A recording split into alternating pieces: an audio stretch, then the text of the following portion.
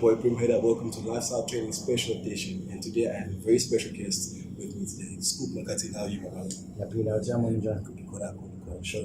So, Scoop, first and foremost, thank you for the opportunity. No problem. You're a busy person, you're a busy guy, and very hard to get and find. So, I just wanted to ask you some few questions. Firstly, who is Scoop? For those people who don't know you, have never seen you, have never heard about you, who's Scoop and where does Scoop come from? uScoop igama lakhe nguSiyabonga uNgwakazi. That's the government name and surname. Isithakazelo isiduko ngesiXhosa ngubhele ngolanga ngomafu ngiqonda ngokubona indaba ezithilanga lokulo. So if I've got relatives out there, what up? The name Scoop actually came from Durban. I was living here between the years 2000 to 2003. Before I went on television, I was a basketball player and was a writer for an African basketball magazine. So I got the name there. As for who I am and what I am, it's hard for me to describe. I just get in where I fit in. For now, the best places to showcase myself is television through, I don't call it presenting, I call it representing, and radio, and podcast, and catching waves on Slikour live. I just want to create things. I just want to create worlds and have people dive in. Oh, that's dope. So yesterday at the conference that we had, I was very touched, and that's why I actually came up to you and I wanted to speak to you about this. Explain how did the whole concept of catching wave come about? How did you get to that concept of doing it? So my first entry into the game was on a show called Slam Dunk. It was a basketball show, and I'm a basketball player. So I've always been close to the things that I work alongside with television. After that, I got a job on Street Journal, and it was an arts and culture show. And I really mean arts and culture, before the word culture was swung around so loosely.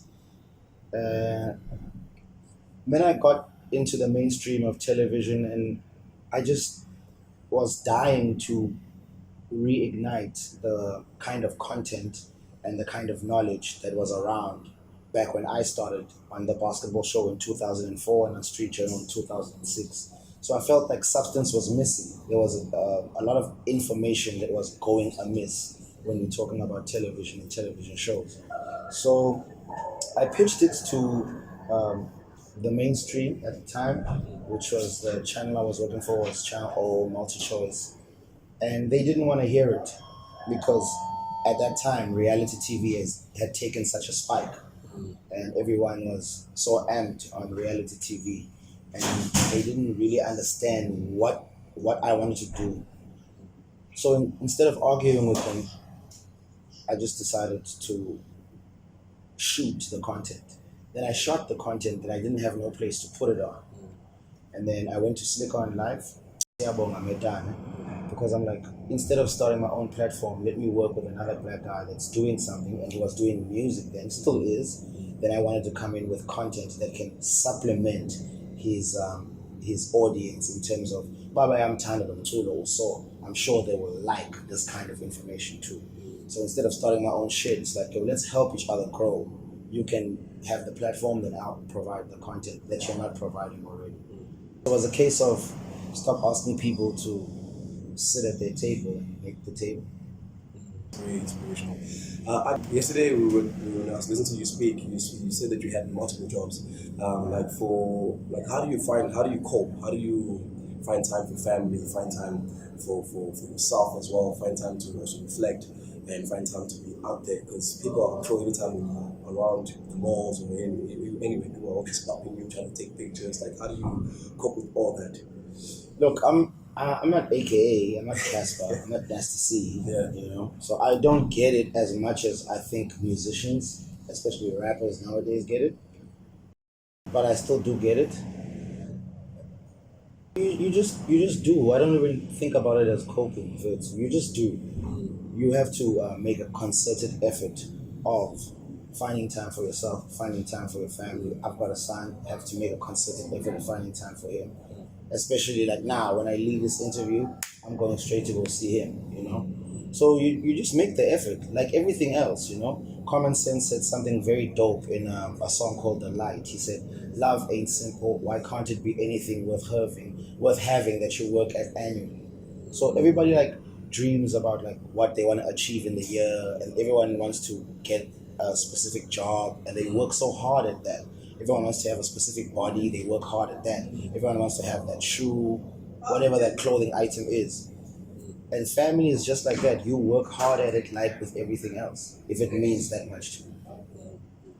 That's I mean, for me, I always look at you and I idolize you because you're so real. Like, no matter where you are, you put it in TV, out of TV, and you're so culturally based. Like, for me, I just want to know, since you've done so much, like, in your career, like, I want to know what is next for you. Like, what is, like, from, let me say, 5 years from now, like, where do you see Scoop? Like, what is he doing? What is he accomplishing? Yeah, it's funny because when you know, back in the day, I was doing a lot, and that question used to come up so many times that I never knew the answer. But now I can safely say that in the next 5 years, I don't know if it will happen, but I would like to be on the road to. I really want to make clothing again. Okay. I feel like the type of clothing I want to make is not around in the market. That's one. Two is I'm starting my mentorship program. I've been asked, I mean, I've been in the game for 15 years now. And so many people have asked me, mentor me, manage me. And I wasn't ready then. I'm ready now. So I'm starting my mentorship school called the Mystery Scoop System, based on Egyptians' mystery school system. Yeah, so it's closed, it's the Mystery Scoop System. And I really want to be of service. On radio, I want to put on new niggas that have never been heard before.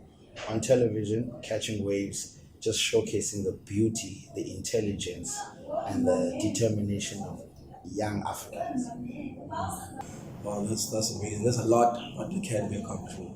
Like, I just want to know what inspires you, because I'm sure there's something, it's drawn from something, you know, because Yeah. you speak of a person, like, when you speak, you have so much purpose, you know, like, so what inspires the whole thing, like, what makes you, you know, the drive, like, makes you move to more I and more just, and more and more. I just want black people to be respected.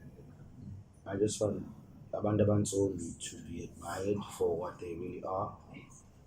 I've gone to black schools, I've gone to colored schools, I've gone to white model C schools, I've gone to tertiary, I've traveled all the continents. I just want black people from South Africa to be respected and admired beyond Shaka Zulu or Za or Dinizwale. Like, we are some dope ass motherfuckers. I think the world should know that. That's what drives me, inspires me. Yeah, that's real talk. That's real talk. Like, for me, I feel like, if the young person is watching this, because our organization also, it focuses on not only just physical training, but we have something called social talks. So social talks is a platform where we invite young people that we talk about things that they actually go through, like depression, anxiety, and suicide. Like, someone who's watching, kid is watching now, that maybe just feels of that they're not competent enough, a black child, let me just put it that way, because most honestly, comments is like, white people don't really have the stress that we have, like, because, you know, the whole shit. So, like who's watching, watching this interview, like, what advice can you give to them, like, as a person that has done so much in the game? Whew. What advice can I give you, man? One, you're not the first one to go through this situation. You're not the only one going through this situation. And you won't be the last one to go through this situation. So, whoever you are, wherever you're at, whatever you're going through, know that it's going to pass. Yadlula. Unless you decide to take your own life or something, you know. But yadlula, whatever situation you're going through. Um, and I guess the most important thing for me, like what saved me, is getting back to my culture, getting back to my roots, and understanding the strength that Aban Basekaya had. We think we're strong now. We haven't even scraped the bottom of the barrel or the cream of the crop. So just find out who you are, man, and find strength in that. And that doesn't mean religion, that doesn't mean money, that doesn't mean what you own, that doesn't mean who's your dad, who's your mom. I was told able to win out band, and that's where your strength lies. So yeah, it's tough. Because someone going through depression, oh Kuluma and I, they're like you don't understand, you know? But I would not be able to do everything that I'm doing without my ancestors. And that's just that. So I don't do Father Gods, I don't do Lord Jesus. I'm not there.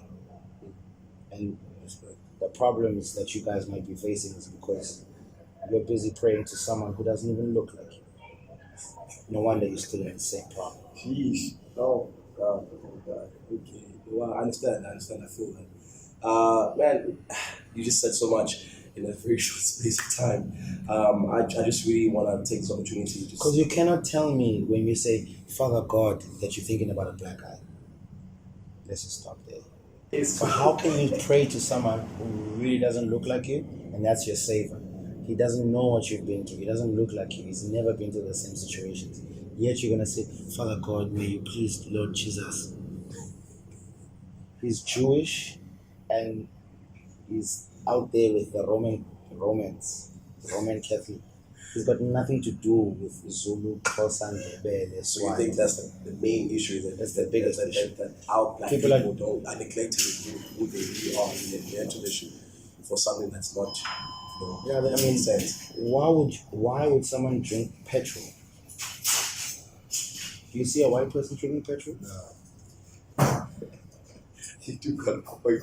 Do you see white people eating grass in the name of the Lord? No. Something is wrong. And something is wrong with us, not them.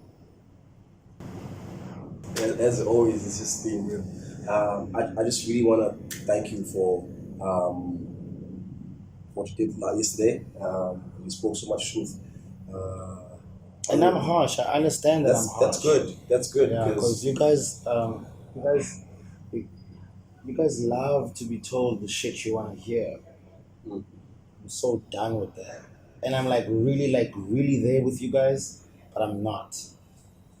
So I like being harsh, I like being raw, I like being uncut because at least let me give you a real place to plan your dreams from rather than telling you it's all gonna work out, you're so talented.